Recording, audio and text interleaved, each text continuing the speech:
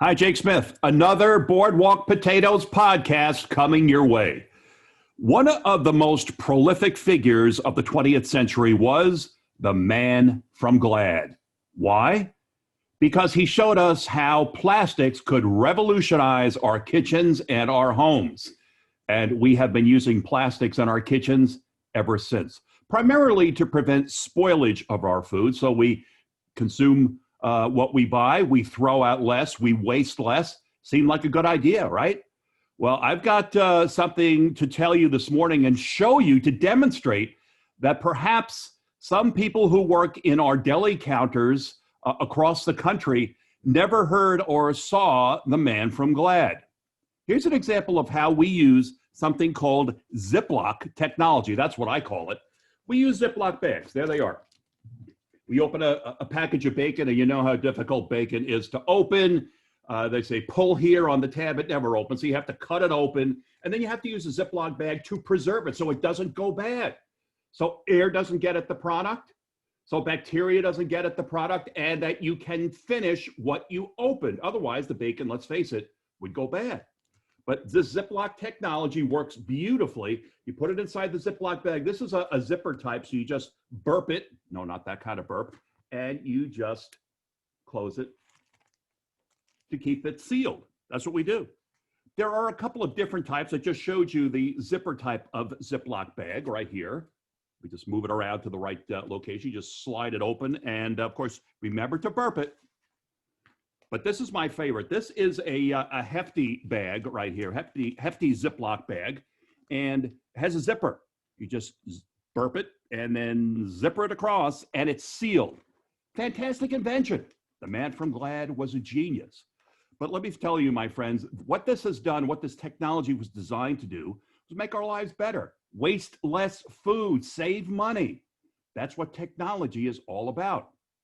And recently, over the last few years, deli departments across the country, you know, where you get your sliced meats and your cheeses for your sandwiches and so forth, they have adopted the Ziploc technology. They're actually using, this is the hefty one. It's got a little zipper in it. They put their meats in after they slice it and make sure that it's a pound or a half pound, whatever you want.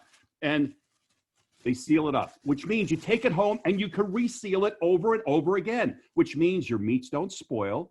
You will be throwing it out. You'll be consuming exactly what you purchased, less waste.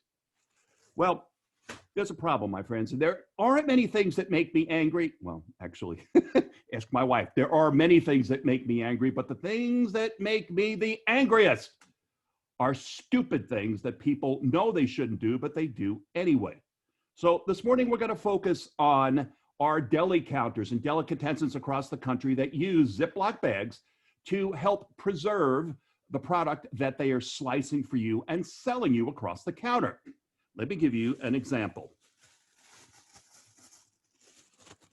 This is a product that we purchased from a deli. Here's one right here.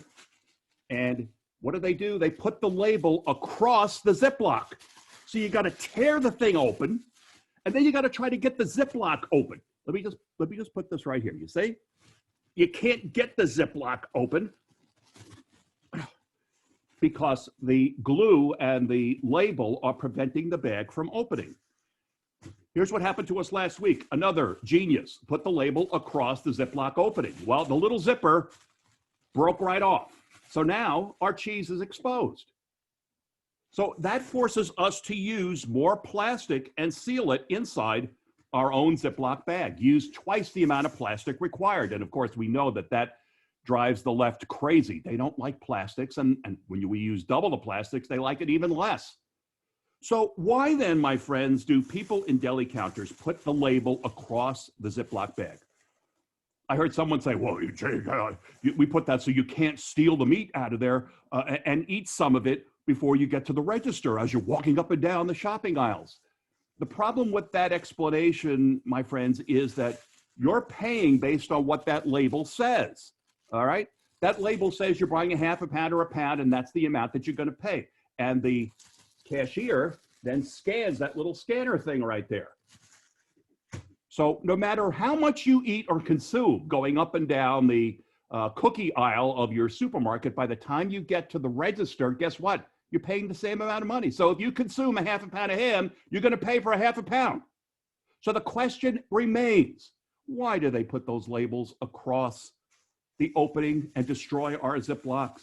There's no reason for that. I can't use this bag anymore. It is waste. The food is going to go to waste.